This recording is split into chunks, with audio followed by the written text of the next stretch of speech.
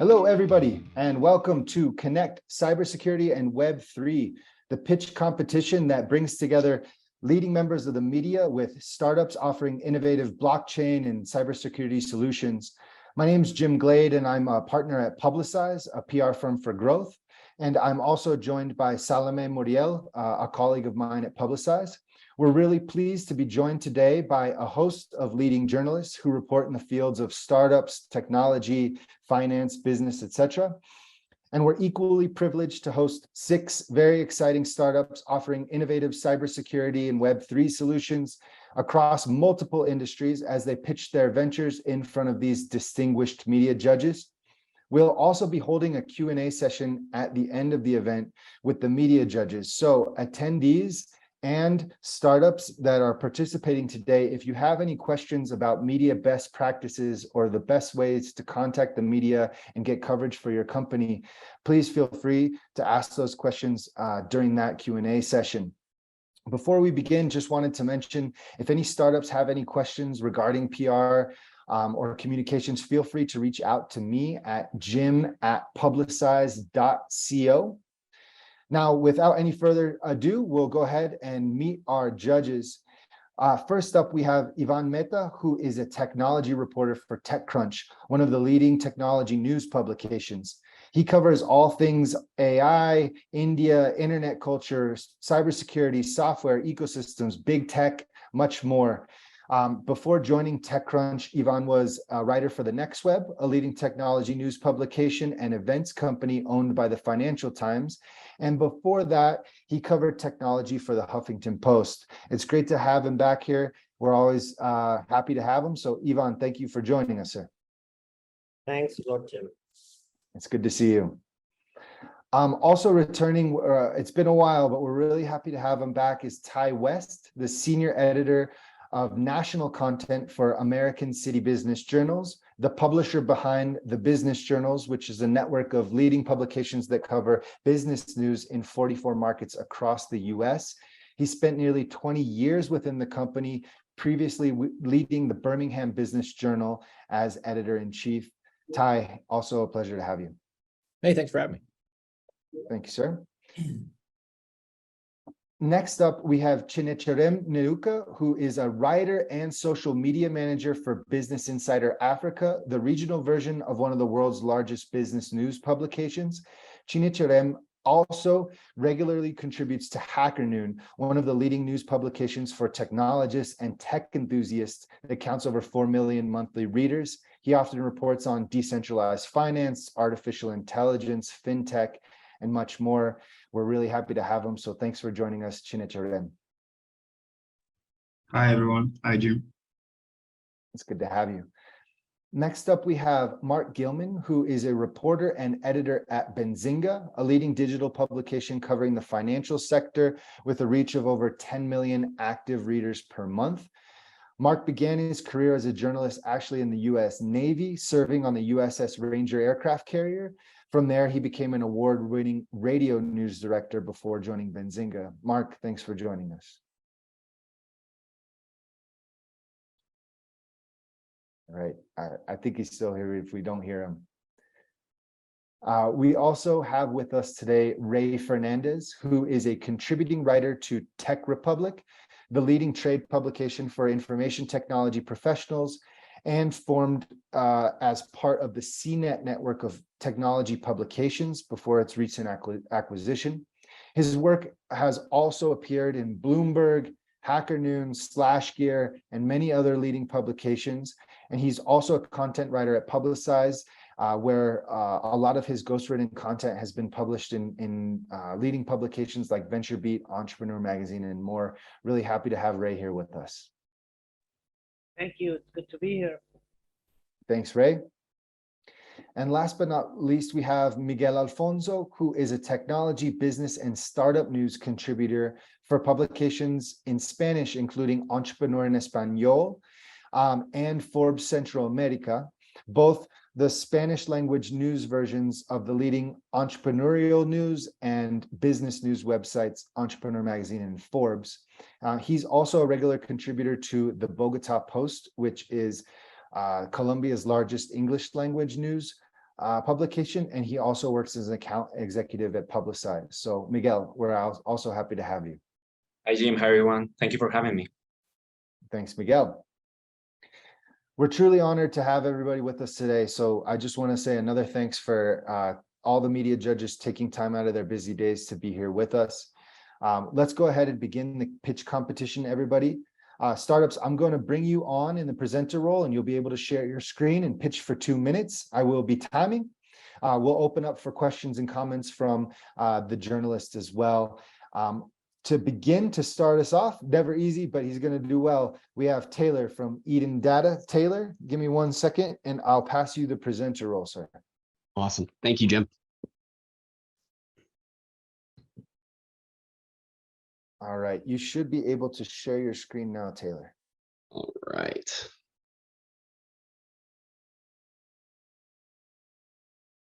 All right, are we looking good? Yes, sir, we can see your screen and hear you loud and clear. So whenever you're ready, I'll start the timer. All right, let's do this. A lot of heavy hitters on this call. Thank you all so much for taking the time. Taylor Hersom, founder of Eden Data. Eden Data offers subscription style security and compliance teams to cloud organizations, startups and scale ups. So we've got a lot of folks on here that have the experience in the cybersecurity space and know some of the problems that impact the industry as a whole. So I won't harp on these too much, but essentially cybersecurity has gotten incredibly complex. Technology is more advanced. There's a lot of different components to understanding security and building a program for it. There's also a severe shortage of professionals and also a shortage of experienced professionals. And then lastly, there is just unfortunately this negative connotation with security that it's a cost center, but in reality, it's very brand damaging and impactful for especially the newer companies that are selling into Fortune 500 and beyond and are expected to maintain a minimum security posture as they serve their customers. So all of these things are presenting problems that of course need solutions. Did this quick visual guide just to give you a quick sense of how many different domain areas there are in cybersecurity that you have to keep track of, back to that whole lack of professionals and folks with experience. Eden Data is working to solve all 3 of the problems that I just mentioned, and we're offering essentially cybersecurity leadership for cloud-based organizations. We are putting security and compliance and data privacy teams on subscription style for the startups that are growing rapidly and have a lot of demands from their customers that need to be able to maintain a minimum security posture and prove that security posture to the customers that they're serving. We took a lot of the components that worked really well from our previous pedigree at the Big Four to optimize this space in order to make it easy on the startups and scale ups and beyond to be able to adopt our service and understand how to budget for it without having to go and pay for very expensive in-house resources. So our entire team is built up of Big Four professionals and former military cybersecurity professionals. So we're bringing pedigree to each and every company, no matter their size. And we are taking over the security and compliance program. We are helping in the sales cycle, building the program, helping align with compliance expectations. And we've put everything in a very simple subscription style model. So we put everything into 3 packages. We are able to serve customers no matter how small they are. This just gives a broad sense of some of the packages and how we outline it on our website. That's a huge differentiator for us as a professional services firm, being able to put pricing out to the world and give a sense of what it would take to offer our services as a outsourced security team. Putting some customers up here, we've had really fast traction. We started in January 2021. We've bootstrapped our way to success. We have nearly 100 customers on that across the board and over 60 that are on our subscription model. Put some up here that bring a little pedigree, and then we've been able to expand into multiple countries. Everybody on the team, we have close to 30 people total on the team, and about 16 on the full-time side. So with that, I think I just hit my 2-minute mark. Thank you so much. Awesome, Taylor. Congratulations. And also for those at home that don't know, that was his first presentation ever. I think you knocked it out of the park, Taylor. Great presentation. So thank you very much for doing that here with us. Thank you, Jim. 2 minutes is quick. Thank you so much. I know it's a lot to pack in. So I'm sure there's going to be a lot of follow-up questions from the media panel. So we'll jump right into it. Journalists, please feel free to ask a question. Just raise your hand or go ahead and feel free to hop in. Who will be first? Taylor, I'll jump in. Could you go a little bit more in depth into y'all's kind of pricing model and kind of how y'all arrived at that? And I mean, obviously, as you mentioned, this is a complicated issue. Companies have needs of all sizes. How are you able to kind of tailor that? And how does the cost pricing model change as you try to tailor those solutions? Absolutely. Great question. So we have built an internal algorithm that gives us a sense of taking multiple data points, size of company, what they're hiring us for, timeline, and overall expectations. And that allows us to get a range of hours that gives us in the ballpark of what it would take to serve that customer. And then from there, we put them in a static pricing model. The reason we have the 3 tiers is because as a company grows, we can grow with them, or as a startup shrinks, we can shrink with them. And it allows us to be very specific in our responsibilities, which then allows our algorithm to be quite accurate. Thank you. Thank you. I think Miguel and then maybe Mark had a question as well. Yes, hi, Taylor. You mentioned that one of your main targets is the startups market. And right now, especially in Latin America and many parts of the world, the startup market is growing to a tough situation, right? Has that impacted your company somehow? How are you dealing with that challenging times for the startup market? Such a great question. What we have found is that right now, cybersecurity has been one of the leading strategic investments, even for startups, because they are contractually obligated with their customers to maintain a minimum security posture. And it's also, they're leveraging it to be able to win more sales. They're trying anything they can to close that sales cycle and be able to grow in spite of uncertain economic times. So it's actually helped us quite a bit because our model, we don't put anyone in a long-term contract. We've made it very easy to onboard and offboard. It's actually made us a lot more sticky, made us retain customers for a lot longer because of that. Okay, thank you. Thank you. I think Ray had his hand up and then maybe Ivan. Or I can go. Hi, Taylor. I actually Ray. know Taylor just briefly. So I think it would be real interesting to know how Eden Data is different from all the cybersecurity offers and vendors that are out there. And I think that would be like a great way for people to know your product. Of course, I think there's a huge craze in technology around cybersecurity, but the lackluster part is the people and processes side of the triangle. A lot of people don't want to manage compliance, they don't want to manage security, or they don't have the experience to go build a security program that aligns with business strategy. And so one of our big differentiators has been, we built the entire company to be cloud focused first. We know who we want to target. It's startups and scale ups.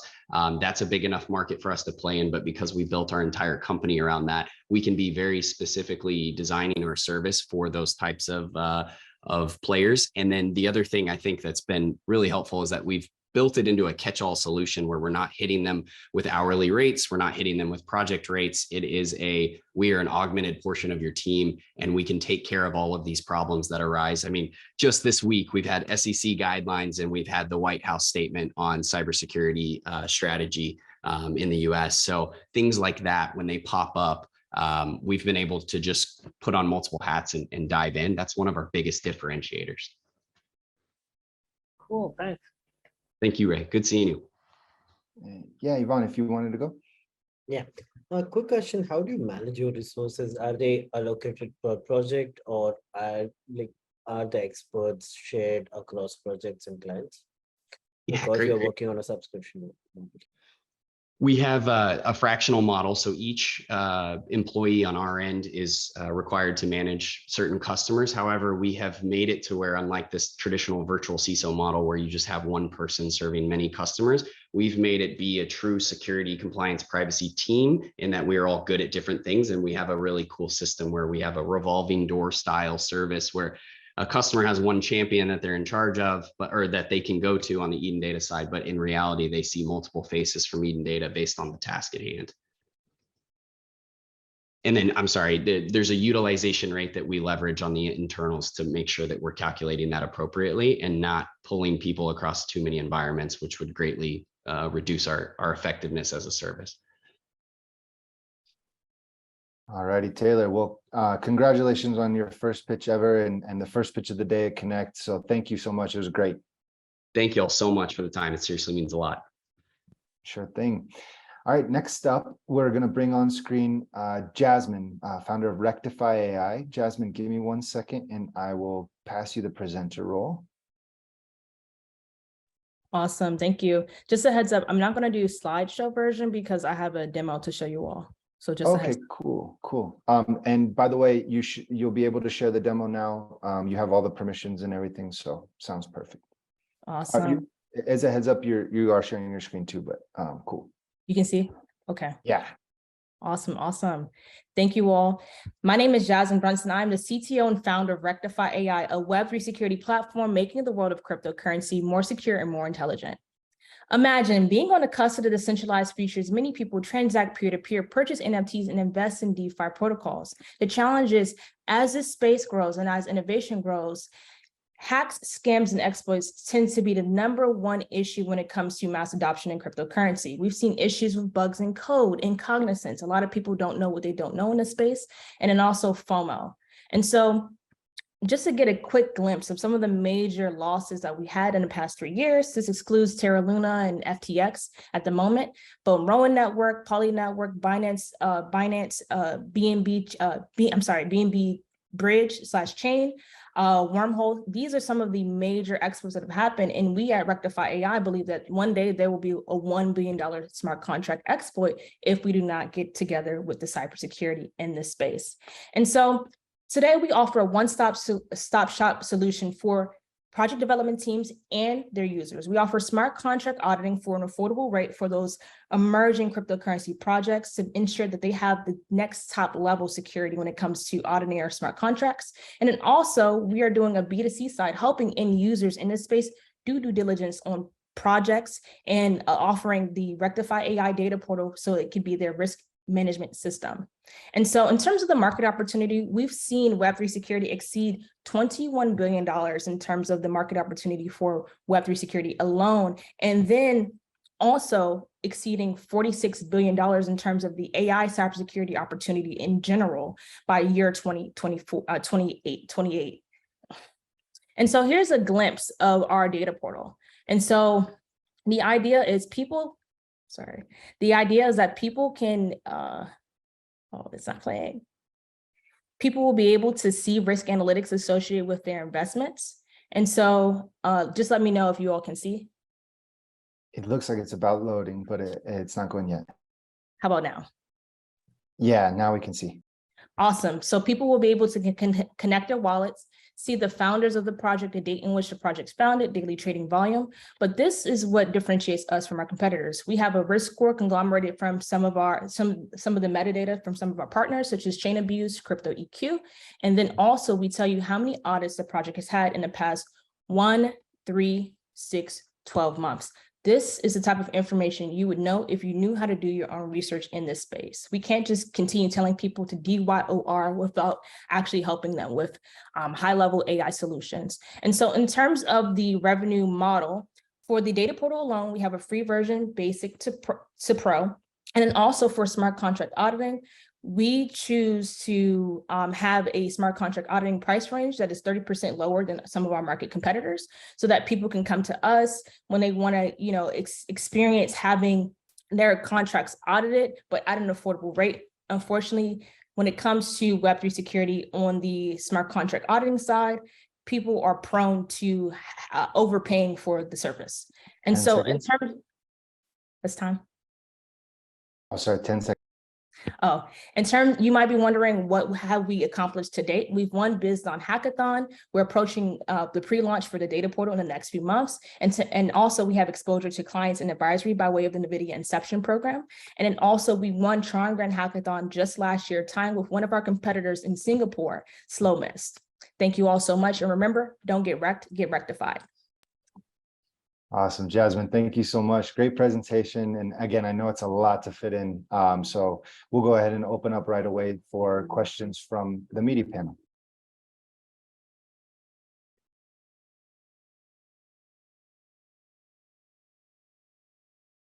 Anybody want to start off? Maybe Mark or, yep, Mark, please go ahead. Yeah, Jasmine, I've seen these tools come along in different areas. I mean, even as something as basic as a CRM system, if the companies don't adapt to them, if the companies don't implement them, they tend not to be useless. And one of the things that we have found, obviously, over the last few years with crypto is that these companies are kind of like the Wild West. They don't seem to run the way everyone else does. How do you kind of, for lack of a better term, force feed your technology into what they're doing? Yeah, for sure. So when it comes to the smart contract auditing side, that's the service that we provide. That data portal that I showed you is tailored to end users in crypto. So when it comes to quote unquote force feeding end users in crypto, our major focus is education. And that's why we have a weekly to bi-weekly radio show called Rare Radio, where we educate people about what's going on in this space, what are the major hack scams and exploits of the week. And to be quite honest, every time there's a major exploit, so for example, the Binance Bridge exploit that happened, people on Twitter spaces will conglomerate together and they'll talk about these issues. And that's making more of this cryptocurrency community be more keen about the hacks that are going on in the space and how to protect themselves. So at the end of the day, it kind of sells itself. We're going to continue seeing multi-million-dollar exploits to billion-dollar exploits, especially in the upcoming bull run. We're talking 2024, 2025. And so it's just about education and awareness first, and then saying, hey, this is this ancillary solution that we can have for end users specifically. Thank you. China Chanem, I think you might have had your hand up. Yeah. So I wanted to ask just mine. That was a very good presentation, but I wanted to get an insight on who is on your team and why you think they are best suited for the job. Yeah. And then there's a follow-up question, but just answer the first. Yeah. Yes, for sure. So we're a team of mostly developers. I myself, Jasmine Brunson, I'm a data scientist. I've worked at NASA Goddard, as well as NASA Goddard Space Flight Center, as well as JPL. And then when I graduated college, I worked for Maxar Technology. So that's where I learned most of my AI ML, especially in adversarial attack frameworks. And I brought a lot of that value over to Web3 space. And in terms of Justin Stewart is one of our cybersecurity specialists and smart contract auditors. He is currently completing his PhD in cybersecurity and AI ML at Howard University, graduating this May. We have DeMarcus as well is at Howard University, who is an AI engineer currently at ETH Denver. So he's doing a lot of work for us right now at ETH Denver. We also have Elhan Jama, who is our editor-in-chief, and she's a creator of Unlearning X, which is a newsletter that educates people about Web3 security, as well as cybersecurity, AI, ML, emerging tech. And she's a monster in this space. She's a podcaster as well. And then also Michael Anderson, who's helping me with business development. He's a graduate from Harvard University and is the creator of Impact Solutions, where he educates certain types of communities about DeFi and the opportunity that lies there, especially when it comes to financial access and freedom. All right, great one. So second question. So you sort of showed the demo, right, which means you're not in the market already. So I wanted to ask, how are you going to start, right? You've shown a few tractions that you've made. So how are you going to start, and how fast are you going to grow the business? How fast are you going to be able to grow the business? What's your outlook like? Yeah, for sure. So first year of business last year, we made most of our money through smart contract auditing. So a little under $100,000 in our first year. Now, as for the data portal, our mindset is to do pre-launch by Q3 of this year. The reason why we're hoping that more sentiment will happen in the cryptocurrency arena as Bitcoin hopefully will go up this summer. We're keeping our fingers tied, but the whole mindset is to launch it when there's high sentiment, so people can see like, hey, here's what people have been building in this space. And then we also were accepted by a major accelerator. We haven't made the official announcement yet, but that's also going to help us get our product out the gate. We've done most of the development. We just need some support in terms of like the advisory and mentorship. That's why I've been head down focused on that in the month of February. So we're finally getting those things done. All right, good. Jasmine, no better place than Connect to make a big announcement, by the way. No, don't do it. I'm just joking. Ivan, I think you have a question. We have time for one more for Jasmine.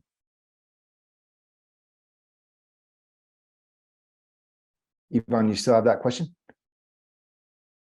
Oh yeah, sorry, I was on mute. Oh, okay. Sorry, great presentation, Jasmine. I just wanted to ask, because you have a lot of parts to the business, like by in say a year or so, how do you think your revenue split gonna be? Because there is the education part, there is naturally the consumer part, there's B2B part. We've already started on loading customers, I guess, on the auditing part, as you said in the previous question. But just wanted to know, because it seemed slightly scattered at the point. Yeah, I don't want to convolute it. It's only two branches. We have the B2B, B2C. B2B is the service, B2C is the product. In the coming months, as we launch the B2C, what we're hoping for is most of our revenue will generate from that B2C horn, so we can focus on building security solutions and tooling for end users. Now, like I said, when I started the company, we were focused on smart contract auditing. I had learned how to do it through Code Arena, doing bug bounties and X, Y, and Z. And so we want to kind of shift the company from that B2B to that B2C, hopefully, if this is a next hit when it comes to data solutions and security solutions for end users in cryptocurrency. And we haven't had like any competitors come out with a similar solution. They are risk portals and data portals. We have Dune Analytics, we have Nansen, but they're not doing what we're doing by democratizing DYOR in one place. So we're hoping that most of our revenue is like a 70-30 split, 70% from the B2C side, 30% from the service side, because another issue with the service is human capital and trying to hire a whole bunch of people. And as we know, in this current market, we've seen tons of layoffs happen. I don't want that to happen to rectify AI. All right. Thanks a lot. Jasmine, fantastic presentation. Thank you so much. And congratulations on everything you've built so far, and also on getting accepted into the accelerator program. Oh, I might have been cut off. Am I back now?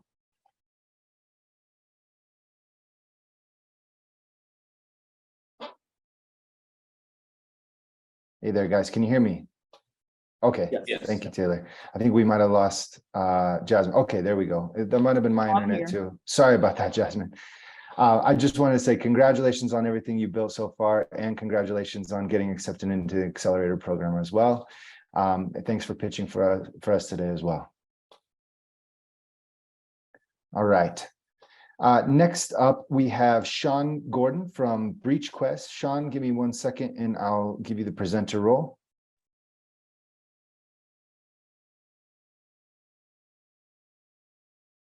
All righty, Sean. You should be able to share your screen whenever ready, sir.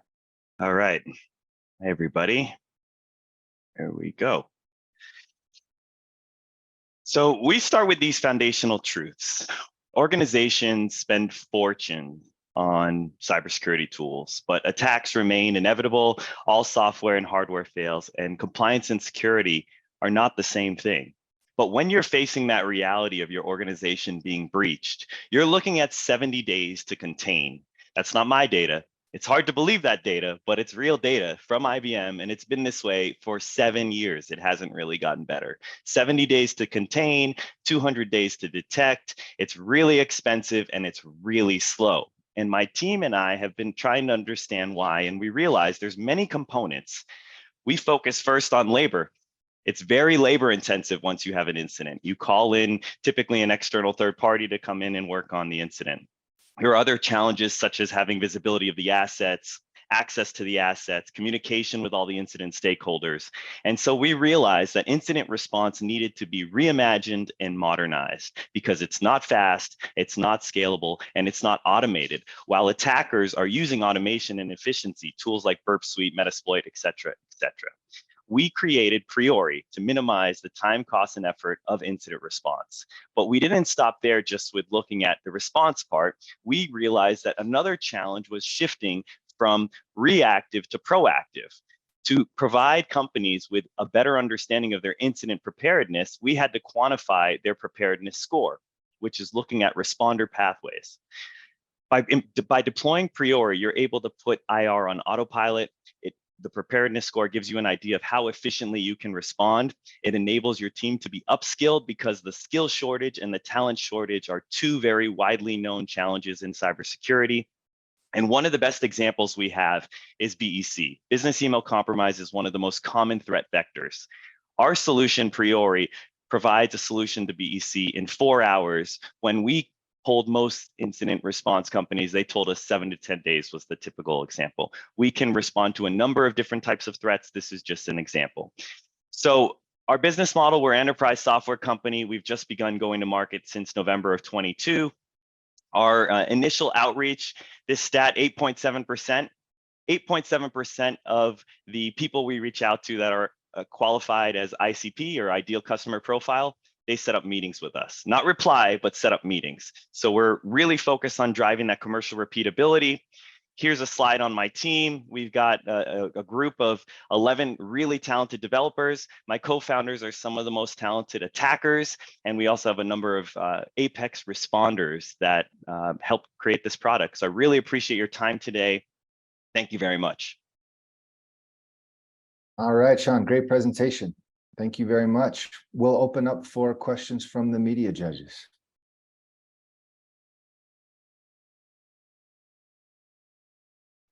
Miguel, Let's Ray. start. Yeah, please go ahead. Hey, Miguel. Hi, Sean.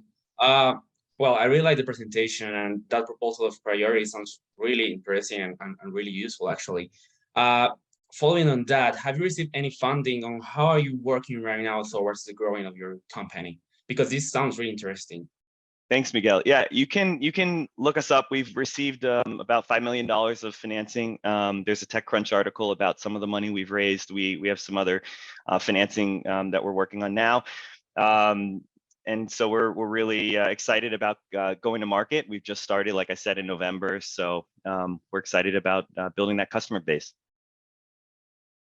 Great. And what are your projections for the future right now with that funding? Yeah, I mean, our goal, so it took us a while to build the product. It took us about a year, and we have a really talented team that, took a year is pretty fast for the level of complexity that we have. But, the goal is to try and hit, 15 customers by the end of 23. And, with that, we think we'll be in a really good position in terms of market. Great. Thank you so much. I was curious on those long lines. I was thinking about more long-term. I mean, I know y'all guys are still in the early stages. I mean, wouldn't you think about where do y'all hope to be 5 years from now with this?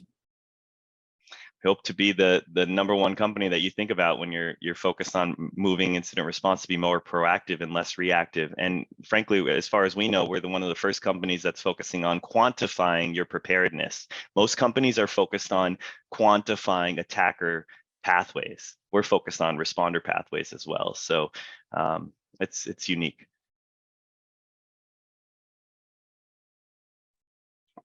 Ray, please go ahead.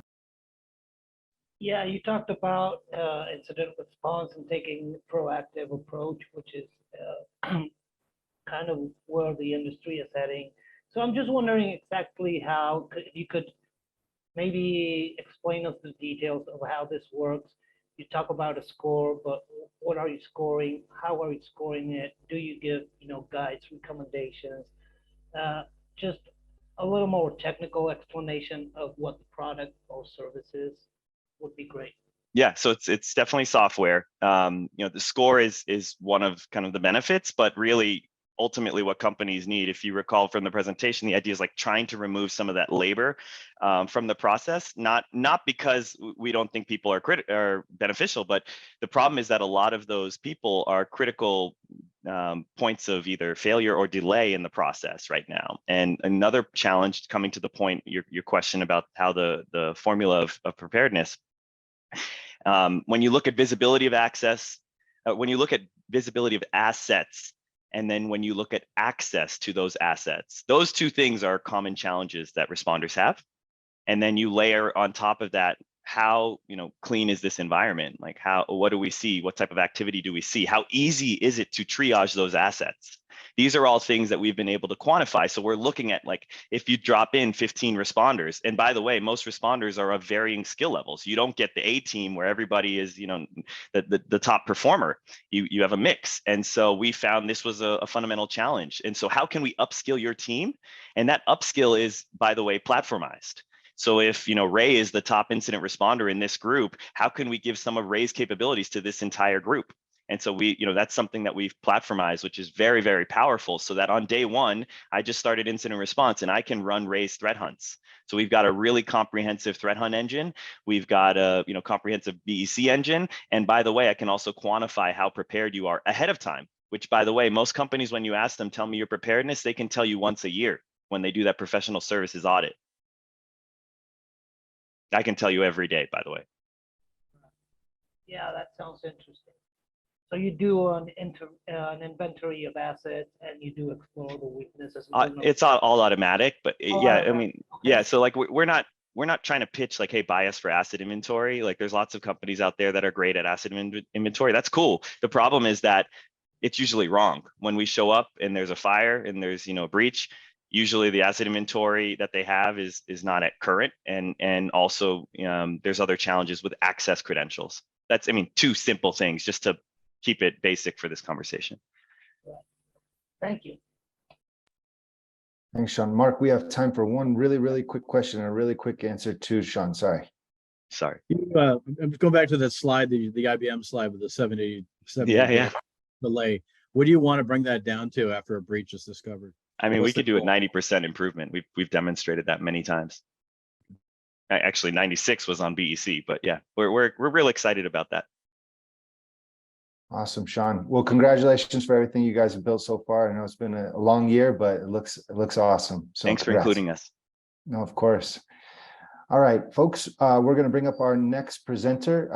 I'm going to take a quick PSA just to remind journalists, if you can continue to judge and keep score in real time, so we can go ahead and publish announce the winner right at the end. We have Ignacio from Sensei Noel. Ignacio, give me 1 second and I'll give you the presenter role.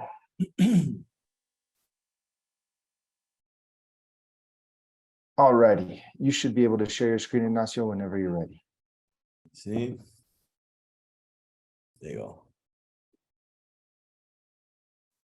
Right, can anybody see it? Yes, we could see it and hear you loud and clear. Okay, perfect.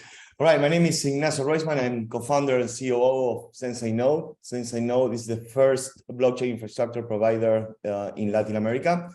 And why we started this company, basically, we've seen that the promise from most of the blockchains relies on decentralization, but basically the state of the network on most of the protocols is completely the opposite. This is a picture of the Ethereum network right now, and 91% of the nodes are currently located in the US and Europe, and more than 2/3 of all the nodes are being hosted by only 2 companies globally. This creates a huge risk for decentralization and, of course, the censorship resistance and resilience of the networks. Recently, in November, Hetzner in Germany decided to cut off all the Solana validators at once for a change on policy. Or, for example, Infura blocked Venezuela from MetaMask last year just on mistake. So at Sensei Node, what we did is we built out an infrastructure throughout Latin America. We have multiple jurisdictions in the region, a very fragmented hosted market, which forces us to work with multiple hosting providers, integrating them in our own API and layer to deploy these nodes. And we're currently managing nodes on 13 different protocols and different type of node, not only validating nodes, but also archive nodes, full nodes, and RPC nodes. These nodes can be hosted on cloud over metal, depending on the protocols and the requirements of the clients. Right now, we have 2 business units. One business unit is called Build. It basically rents out dedicated servers to developers, to dApps, to protocol foundations. And then we have the staking division, we basically charges a revenue share on their rewards earned by the validators on validators that we run on our own infrastructure.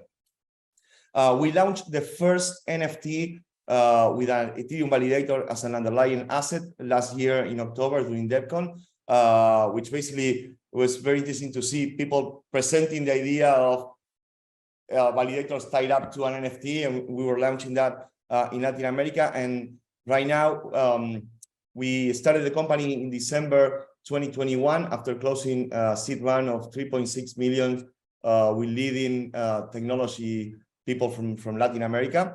And we reached in this year and 2 months and 3 months, $8 million of assets under management, and we're running right now more than 200 nodes across Latin America. So SenseiNode, basically, we are an institutional grade blockchain infrastructure provider that provide multiple jurisdictions at very competitive cost. Awesome. Thank you very much, Ignacio, and under time as well. So congratulations. Great presentation. Thank you. Judges, any questions for Ignacio? You want to start off?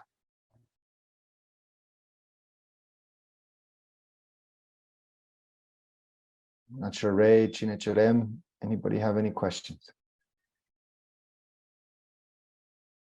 Ignacio, I would love to hear a little bit more. I know y'all have kind of talked about the competitive pricing of this. I would love to hear more, a little bit more in depth on kind of y'all's pricing models, how you arrived at that, and how that kind of varies. There's basically two components of the competitive cost. One is the resources that we have, that basically the human resources are based in Latin America, which we have very good developers, very competitive cost compared to what you can get in the US and Europe. The other one is we have access to local and regional hosting providers from Latin America that do not have the cloud layer APIs already set up. But one of our founders and part of the team comes from a company that was deploying OpenStack in cloud providers. So basically, we can go with hosting providers in Brazil, in Argentina, in Chile, in Mexico, and get instances at very low cost that require this layer of technology that we developed, and also serves as a barrier for global competitors that are using right now Amazon Web Services or Google Cloud, because they will have to develop that, and it's not an easy layer to develop. Thank you. I'm not sure, Miguel, did I see you? Yes. Go ahead, please. Hi, Ignacio. Well, you know that being a pioneer is not an easy thing, especially in Latin America. So what have been those biggest challenges being the first blockchain infrastructure provider in Latin America? Yeah, basically we have to switch the hypothesis. We are in Latin America, but our clients are mostly global companies.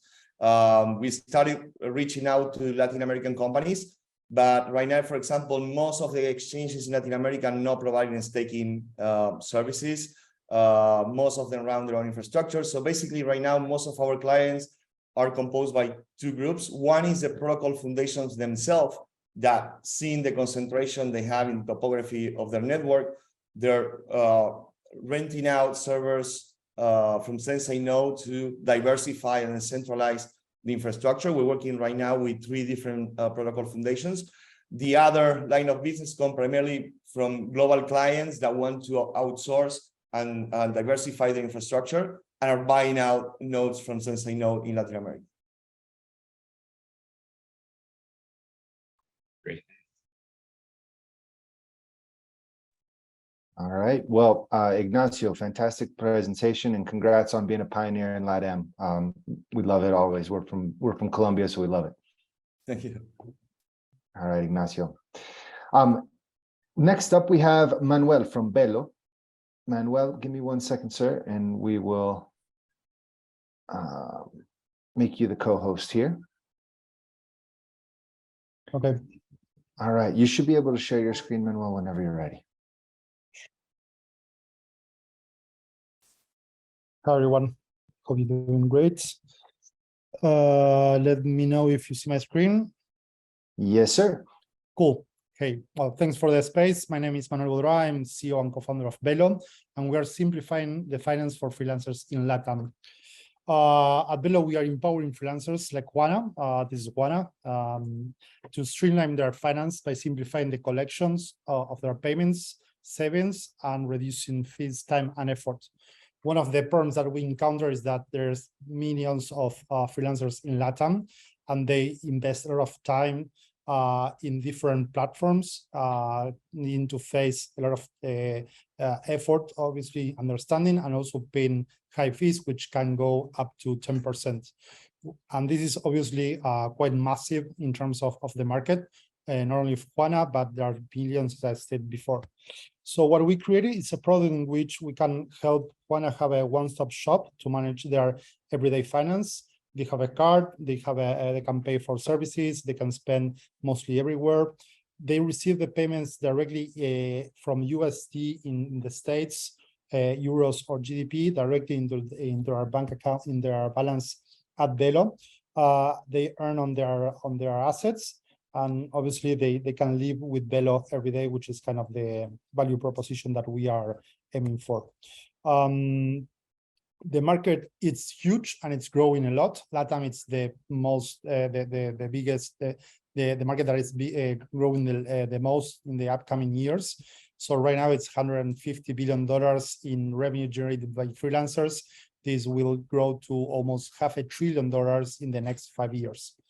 Why now? Because the high cost that the freelancers need to pay for, receiving the payments, the complexity of the amount of providers, and the high growth of the market. Obviously there is some competitors, but the landscape is pretty favorable for us because there is a lot of partners that we can help take into account and build our product and our go-to-market strategy. We already have some partners already available which are using our product. We make money by allowing users to collect, swap between USDC to pesos, the yield that we get from the earnings, the usage of the card, and the utility bill payments that they pay on monthly basis. The team is passionate about building simple financial products. We already raised $3 million from top tier VCs, and we are expected to close a new funding round in the next month. And that's how it is. We want to make finance simple for freelancers in LATAM, and we are working towards it. Awesome, Manuel. Congratulations. Thanks. I already see some questions popping up as well, so that's good. We'll go with Ray if you want to start there, and then Mark. Yeah, actually, Manuel, Manu or Manuel? Manu, it's okay. Manu, I actually use Velo a lot, so it's surprising to see you here. I'm amazed at how well it works. Thanks. It's really seamless and the fees are good. I'm just wondering, how are you guys dealing with in countries like Argentina? There's a lot of regulations, and you got crypto, and the blockchain, which is decentralized, and the government is trying to slowly steep in. So I'm wondering how you balance those things, and that would be my main question. How do you see the future of blockchain in Latin America considering the regulations? Yeah. Our vision is that we want to make everyone be able to live in crypto every day. This can be achieved by two different strategies: through pure decentralization, which some guys are doing doing that, or through the ugly work that we are doing by connecting to the actual payment infrastructure in each of the countries. We understand that this is the best way if we want to, allow people like you to be really simple to access the product. I think there's a lot of noise in the line when talking about crypto. Obviously, the governments are pushing much more for regulation, but I think I'm pretty positive overall into where we are heading, because I think we are getting better, the ones that are building this type of products every day, even better than incumbents in many ways. Obviously, you have bad actors like FTX and those guys which pop up eventually. But I think the ecosystem overall, it's in really good shape and getting really pro at that. We need to work with regulators, with governments, in order not to allow to regulate things that will kill the possibility to allow people to access to better possibilities, you know. Thank you. Good luck with the continual development of Fellow. Thanks, and I'm happy to get your feedback also. It's very valuable. Mark, if you want to go ahead. Yeah, I just want to follow up on what Ray brought up. I mean, do you have, I would imagine for this to be successful, you're going to need a government relations person in every country. And I'm just wondering. She's here. She's here. What is the plan? What is the plan to get, I would imagine, I mean, I would start in El Salvador, but where are you going to, what are your plans for hitting each individual country, and where do you think is your easiest entry point right now? Yeah, good question. So a few things there. Definitely, I mean, having an open and honest conversation with regulators, it's mandatory. I think it's something that you need to build from scratch, and it takes a lot of time to become a relevant player in the market. That is part of the playbook. In terms of the strategy on go-to-market, it's funny because El Salvador right now, it's our second market, Argentina, and then El Salvador. Obviously, it's way smaller in terms of users, but the fact that it's, you know, crypto native helps a lot. In terms of our strategy and go-to-market, one of the things that we have in Argentina, which obviously we are in the end of the war, but we have something really, really good that maybe in the US you don't have, which is an actual payment infrastructure, which is interoperable and it's free and it's instant, you know, so you can send money from Velo to a bank, anyone within Argentina in seconds for free. And that same infrastructure, it's available in Brazil with Pix and in Mexico with IFPE. So what we are pursuing as a first stage is go to these markets where we have interoperability. So to become kind of a remora of the system. So be a player, be there, maybe, you know, not be huge at first, but be convenient to use, be accessible. So accessibility for us, it's key to become a leader in the market. And then you have countries like Colombia, Peru, and Chile, which are really interesting, but there is a lot of friction with the payment infrastructure and, well, a lot of relationships also that we need to build with the regulators in that sense. Jaime from Colombia can confirm on the payment infrastructure. Awesome, Manuel. Congrats on that. Is there any last questions for Manuel before we wrap up? All right. Well, again, congratulations on your expansion so far. Thanks. We'll wait for you in Colombia. Thanks. All right, Manu. Next up, we do have Jaime from Andro. So Jaime, good timing. We'll put you on screen and let you share your screen. 1 second, sir. Great. All righty, Jaime. And give me a quick sound test just to make sure. I want to make sure you're... Do you hear me okay? You're a little muffled on my end. I'm not sure if that's my internet. Anybody Okay. else? Right now? Okay, testing out. Yeah, that sounds better. That sounds better. All right. Yeah, I'm gonna try to speak a little bit louder. Okay, so now I'm going to begin. Can you see my screen right? Yep, we could see your screen. I would just kind of keep talking loud into that microphone, wherever it might be. Yeah, okay. Sorry. So thank you for the invitation. Hi everyone, my name is Jaime Varela. I'm founding partner and chief strategy officer at Andro.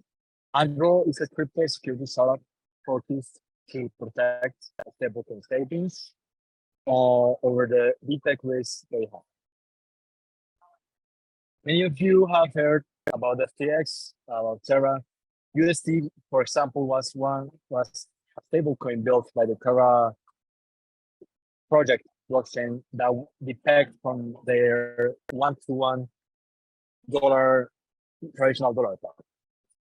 It was a catastrophe last year. Around estimated losses of around 70 billion in the crypto market. FTX is a problem of having your stablecoins on a centralized finance provider. Basically, what it showed us is that the need of building a protection against the stablecoin impact, but in a decentralized way. Not only building a change or a centralized finance platform to have your stablecoins, but build a protocol that can work to protect those stablecoins. Stablecoin market is growing really big. Has already passed the transaction volume of the principal top card providers like Visa, MasterCard, American Express. This year has already reached the 14 trillion mark on transaction volume stablecoins. You see now that Visa and other card providers are trying to use stablecoins. However, the security is still a question on how those stablecoins are guaranteed to be kept on their top. This is a simulated scenario. What happened?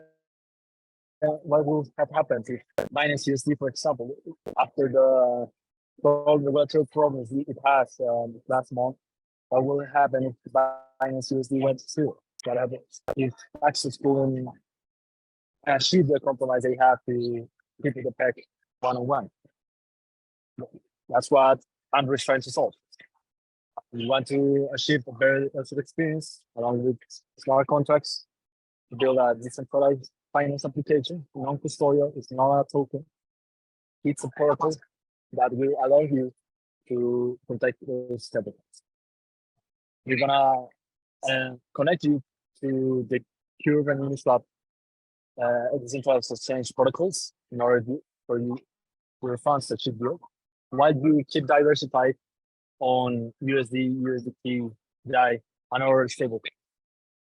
Also, what is the core in Nambo is that if you have an autonomous mechanism that will react in case of one of those stablecoins defaults. So if, for example, USDT defaults on a one-on-one basis, the protocol will start selling that stablecoin to the owner. I want you to please be part of beta. We are still building the product. We're still in a very early stage. In our app to consider product. In a roadmap, we're gonna have a private beta soon, and the launch of the product will be in around a month or so. 10 seconds. So we're basically there. I invite you to be part of beta. Thank you very much. All right, Jaime, thank you very much for your presentation. I think there'll be plenty of questions for clarification as well, but great presentation. We'll go ahead and we'll open up for questions from the media panel. Chinecharem, Tai, anybody want to start us off? Yeah, hi, Andrew. That was a good pitch. So I wanted you to kind of like expand on the revenue model, right? So how you expect, how you're making money, okay? How much have you made so far? You know, what traction have you gained? What are your projections, right? Say in 5 years time or so, how did you come up with those projections? You know, just sort of like expand on the revenue, model you're working with. Yeah. Sure.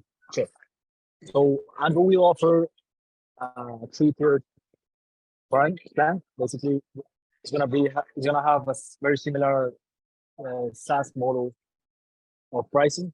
And the free plan is gonna charge 1% of deposits.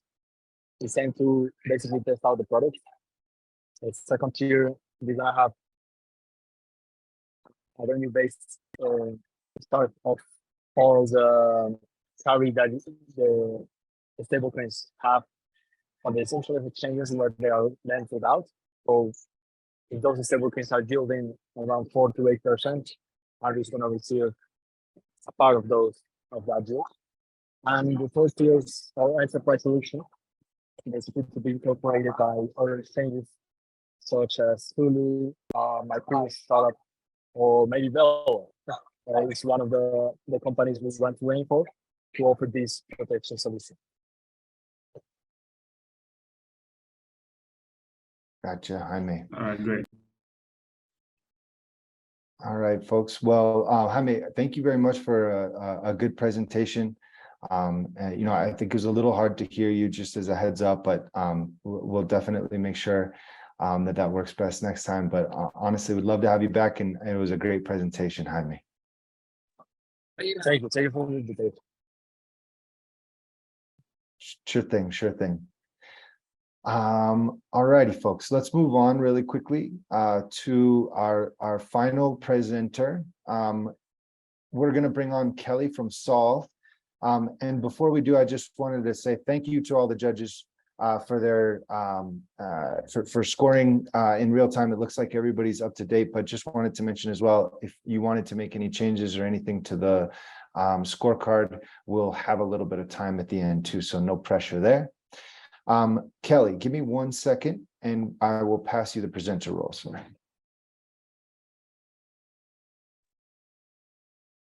Thanks for having me already. I think this should work now. Beautiful. You guys see this? Yep. Awesome. And we can hear you loud and clear.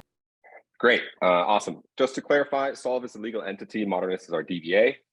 We are a lifestyle and utility brand that is utilizing Web3 technology to create a community-owned brand that tackles the following problem.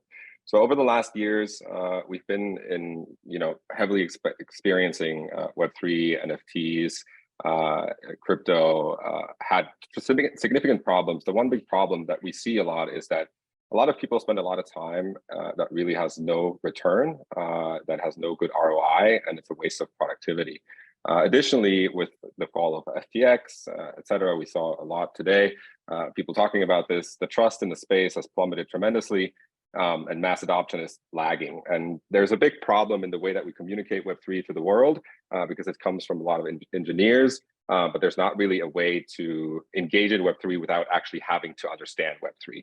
So what we said is, why don't we do this different? Why don't we take our experiences and our strength and we create a community-owned lifestyle brand that utilizes Web3, but without confusing the customer and instead offering real life IRL value and excitement. That way we can bring more people into Web3 and into getting their wallets set up, funding their wallets, et cetera. We do that by creating it's all around concept art. We created a concept art piece of which we have thousands of pieces amongst the lifestyle brand, which is called Modernist. And Modernist is really focusing on community. It's our co-owned and co-created.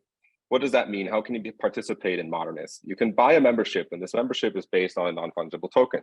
This is the only time when we really talk about NFT. The rest, we only talk about really great brand and great products. What we do with this membership and what you can do with this membership is you get early access to special products, exclusive products. We created a revenue share model, a profit sharing model based on collective IP that is tied to the membership token that does not make the token a security. Very important. So we figured that out. And you get exclusive discounts. What that does, it creates an army of highly invested micro-influencers because they have a significant interest in the brand to grow and to make money from it. How do they make money is through our product range. So we have different types of products, from proprietary products, which is apparel, we have fine art, we have digital art, we do custom products if somebody wants to put a Modernist on their house.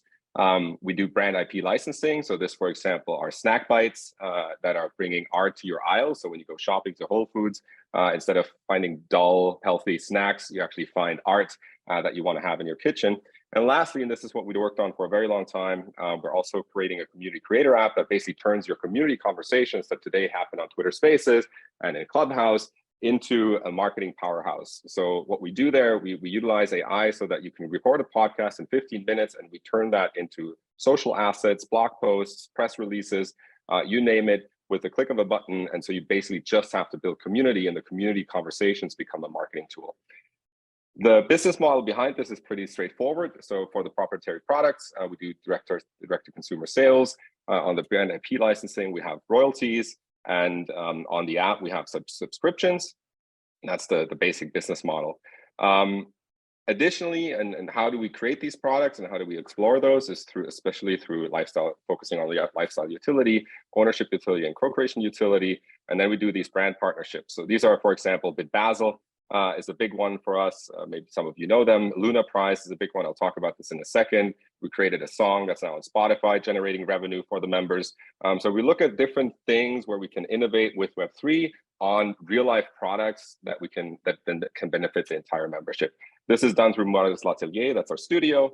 And with this journey, one partnership leads to another. This is off the record, I have to say that before I show it. But we just got announced as one of the first 222 artists and design studios that will be reflected on the first Luna Museum, which is actually going to the moon in June, literally to the moon. Like, it's going to be a rover that's sitting on the moon, and we are one of the 222 artists amongst others. And I don't want to compare, but there's art from Picasso, Michael Jackson, real Web3 products. And we are one of them, and we're very excited about this. Please don't write about this yet, but happy to follow up on that. It's going to be the project of the decade. And that's it. That was my two-minute little infographic rundown. Super interesting, Kelly. Well, congratulations on that. It's really beautiful what you've built so far. Thank you. I appreciate that. Let's go ahead and ask questions. I'm not sure, Mark, Ivan, anybody want to start us off?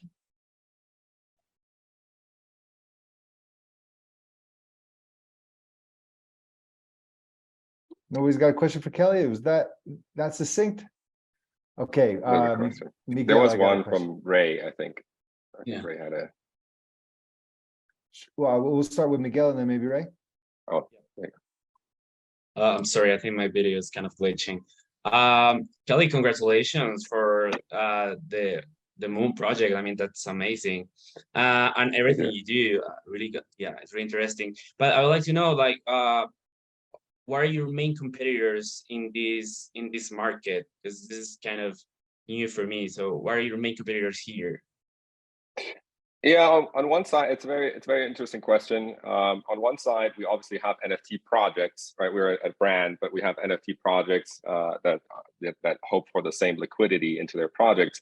The problem is that all these projects, or the majority of these projects, don't really become blue chip projects. And a lot of people are promising roadmaps without any sustainable product lines. And so we are currently competing still with this old behavior from 2022 about popping up projects, but I see it already shifting tremendously in 2023. The other side, obviously on the podcasting side, on the app side, is community apps, right? So Discord, for example, but everybody hates Discord. Everybody needs it. Nobody really needs it. There's just no better solution. And so, Discord is an interesting one to look at. I wouldn't call them a concrete competitor, but when it comes to community building, they're definitely one that it's gonna hurt them a lot once we release the app with the AI functions, because it's gonna significantly 100x your productivity, and it's gonna allow you to become a creator by simply just talking into the microphone. And so I think there's two sides of it. We can go deep on that, but it's going to take a little bit longer because it's very new what we're doing. It's very hard to find one specific competitor. But that's great. That's an opportunity to work on. Sure. Any other questions? Yes, please, Ivan.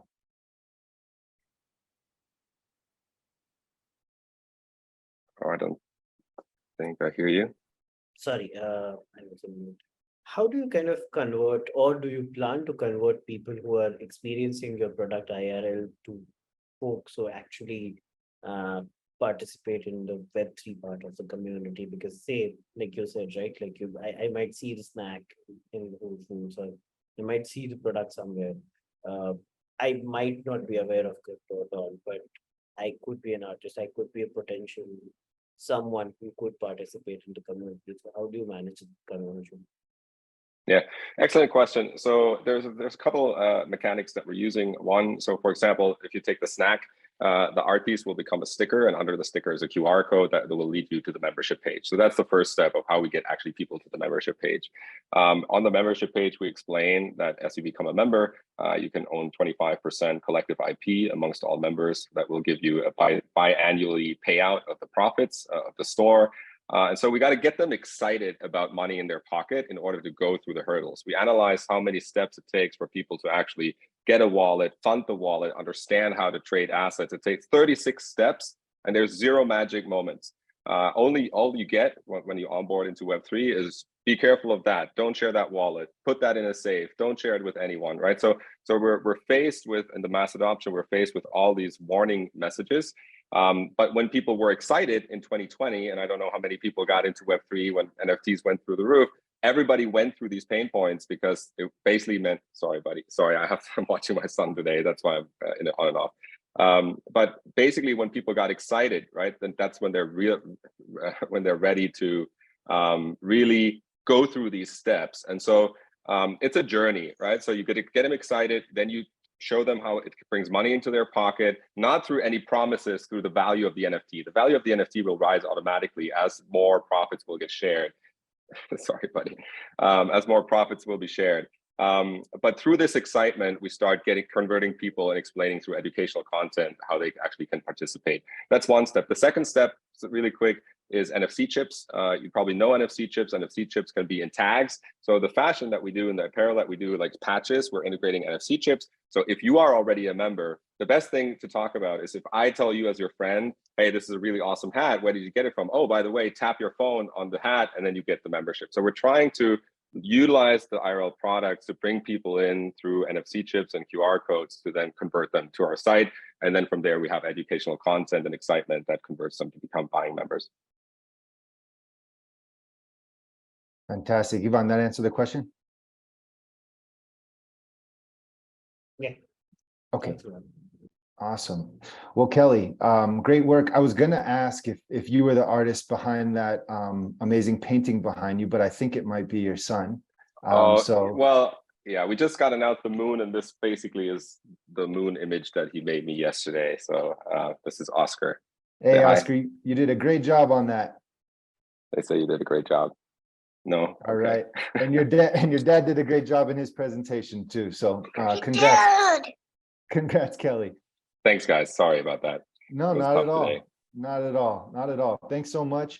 All right, judges, we have a hard decision to make here. We'll take 30 seconds or so. If anybody wants to make any final changes in the scorecard, while we're waiting for those changes to be made as well, we'll go ahead and open up for any questions. If any of the founders or any of the attendees listening in have questions for the members of the media, please let me know. Attendees, you can just go ahead and write them within the chat or raise your hand, and we'll be sure to get any questions answered. I'll start us off because there was actually something that came up earlier, and I wanted to maybe ask this question of maybe either Ray or Ivan. I wanted to ask, how important is kind of a person's social proof when considering a story? And what I mean by social proof is kind of some evidence that, hey, they are the right person to launch this type of company. And for example, it struck me when Jasmine mentioned after her presentation that, oh yeah, I worked at NASA, I was a Howard data science PhD, we have Harvard member on the team, etc. How important are including those little points in your decision on whether or not you may or may not cover a company? Well, if I can answer that, of course, experience and where the founder's coming from is a big thing. And if you've got like a big name like NASA in your CV, that will make a difference and will surely be mentioned. But at the end of the day, talent comes from anywhere and can come from everybody. So in the end, it comes down to the idea and the business model. And if that's good, that will get my attention. You don't necessarily need to have a background because everybody has to start somewhere. So it does play a role and it will be mentioned, but it's not like a make or break thing. I would just listen to the idea, and if I think it has value, I just love technology that has value to humanity, that presents solutions and something new. And if you're doing that, that would just grab my attention instantly. Awesome. Okay. I'm not sure if maybe Chinecharem, or Ivan, if you guys have any thoughts on that, or even Ty. Yeah, I mean, I definitely have some thoughts on our end. I mean, we, American City Business Journals and American Inno, which is kind of our startup focused brand under the ACBJ banner, we're definitely in some ways a very location specific company. So we care a lot about, like, we write about the company, like I'm in Birmingham. When I was the editor of the BBJ, we wrote about the startups in Birmingham. So we got a lot of pitches from people who aren't in Birmingham writing about their ideas.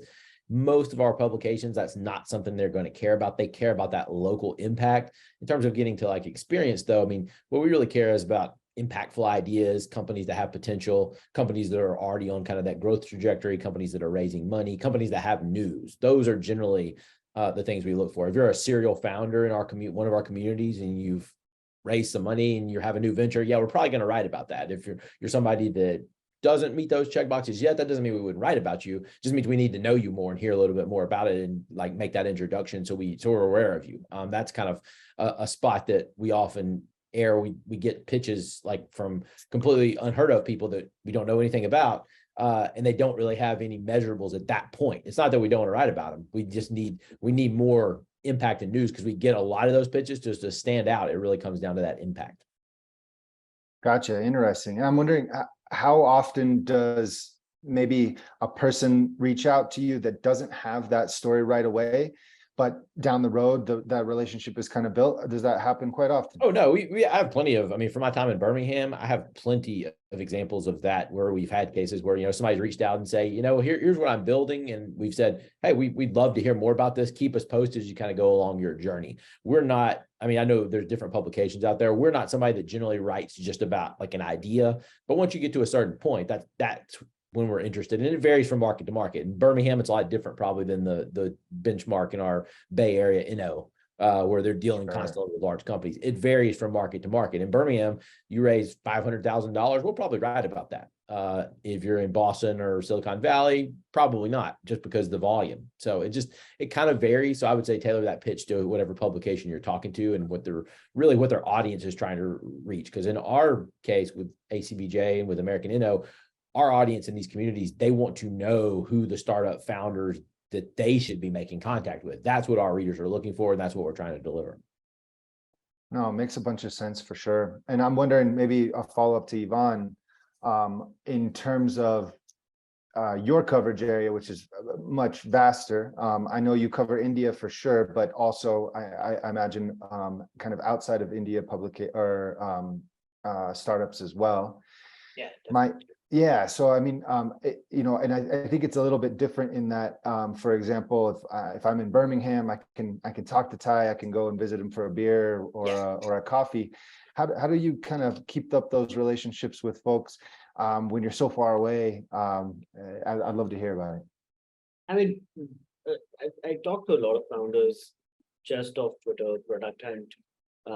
I know, I mean, I would say I'm at disadvantage, but I'm not in Silicon Valley or I'm not in Europe or London where I could meet a lot of venture capitalists. I could meet a lot of founders who are building. I mean, my primary beat is consumer products, and a lot of VCs and a lot of consumer action is in these pockets, but I don't meet them.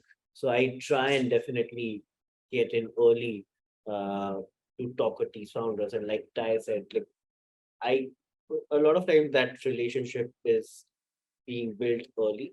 So I might contact a founder, or a founder might contact me, and eventually that piece or that story might come out a couple of months later, or even more than a couple of months, that I would use a product or they would keep me updated about what's happening in the company. And we could see the potential that at one point, we'll cover the company. Gotcha. Anybody else have any questions for anybody on the panel? All right, really quickly as well as sharing, and Ty, thank you for sharing kind of some information about pitching as well. Really appreciate it. I shared with everybody as well, the attendees. Oh, I see Manu's got his hand raised. Please go ahead. Yeah, one really quick one. We are in the process of fundraising, and maybe this is an awkward question for you because I'm sure that your answer will be yes, but how important is for the fundraising process from your point of view to share info around media and interviews and stuff like that. Can you repeat that question for me really quickly, Yeah. Manuel? So Sorry. how important do you think it might be to share with venture capital firms any piece of media or interviews that one was able to secure? I mean, I would maybe pass this on to Ivan or Chinichiren. If you guys have any insights, I'm happy to answer, but I would love it as well. Obviously, you guys work with startups every day. I'm sure they're elated when they get coverage in TechCrunch and what that means. So maybe if you want to talk about that. Yeah, I mean, sure. A lot of times, it's unlikely unless they're a consumer product or some tool that an indie developer is going to. You're in a startup, so you're not a tool made by an indie developer. So it's unlikely that we cover those stories that early. Having said that, if you have got some coverage, sure. I mean, include it. I don't think so. The venture capitalists look at just the media coverage, and I say this in the reverse as well. Like I've taken sessions at incubators where media coverage is not important always for your business, because like say if you're a B2B business, there are fewer points of coverage in your journey, but if you're a successful company, that's more important to your investors and clients.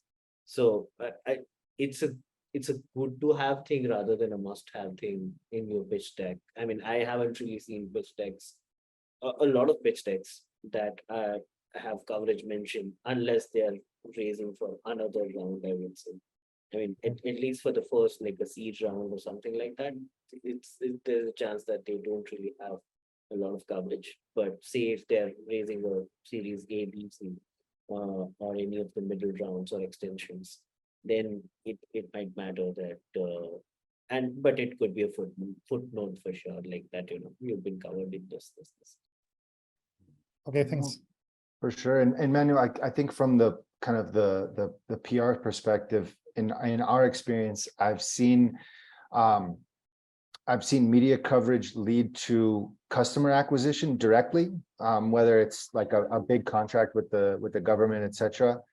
And I've also seen media coverage be utilized in a way where they use that as an in to have a talk with an investor. I think that obviously, to Ivan's point, which makes a lot of sense, that won't ever be the only thing they look at. It'll be a nice to have, but not a deal breaker. And especially after companies like Theranos, FTX, who got a ton of media coverage and were kind of hollow on the inside. I think investors are wary, but I think it's a good to start the conversation. And obviously, everything else that you're building, they're going to scrutinize and you can show off and be proud of too. So, Kelly, I see a quick hand raised too. Yeah, I just wanted peer-to-peer to Manu. What we experienced, what was working really well is if you put it on the website as seen on, because when investors like your product, they will go to your website or your socials, right? And on Instagram or Twitter or wherever you have your socials, like make sure that you utilize it there, that you get your community engaged on it. And let this instead of putting it directly hardcore in the deck as an anchor, but having it as part of your ecosystem, right? That people see. Anyway, that worked for us really well. Yeah. Cool. Thanks for sharing. Awesome, Kelly. Thank you very, very much for that. And thanks everybody for your questions as well. I don't want to keep anybody much longer. In anticipation, we'll go ahead and we'll announce the third, the second, and first place winners. If everybody would unmute, we'd like to give them a big round of applause, because it's not easy coming up here in front of people and pitching. So everybody deserves a big round of applause, but especially these three. So when I call your name, if you want to say something as well, we'd love to hear your feedback. But again, congratulations to the top three winners today. First, we have a gentleman who didn't do too bad for his first time coming out. He's in third place. We have Taylor from Eden Data. Taylor, congratulations. Thank y'all so much. Wow, that's amazing. Thank you. Hey, that's not too shabby for your first time. I think you did a great job. So congratulations on the pitch. Thank y'all so much. All right, next up in second place, and he might have had to hop off. So if he's still here, we'll still give him a round of applause. Oh, we do. We have Sean from Breach Quest. Sean, congratulations, sir. Thank you, everybody. I really enjoyed the chat. Awesome. It was a lot of fun having you, and congratulations on what you built. All right, and in first place, really cool app, and we're waiting for it here in Colombia. We have Manu from Belo. Manu, congratulations for winning Connect. Thanks, man. Really proud of. Thanks, everyone. No, great presentation, Manu, and thank you very much for being with us. We really appreciate it. We'll be sure to send everybody some follow-up emails with information if anybody wants to connect with anybody that was on the session today. We're really happy to facilitate that. We're really about making connections and kind of learning here. So thank you very much to our media panel. You guys did a great job. Ivan, Ty, Chinicherem, Mark, Ray, Miguel, for those that have come back and those that had their first time here with us, thank you so much for taking time out of your day. It really means a lot. Also to all the startups who pitched, thank you very much. And another special thanks to my colleague Salome for help putting this together on the back end, and all those who listened at home too. So thank you very much, and we look forward to seeing you at the next Connect event.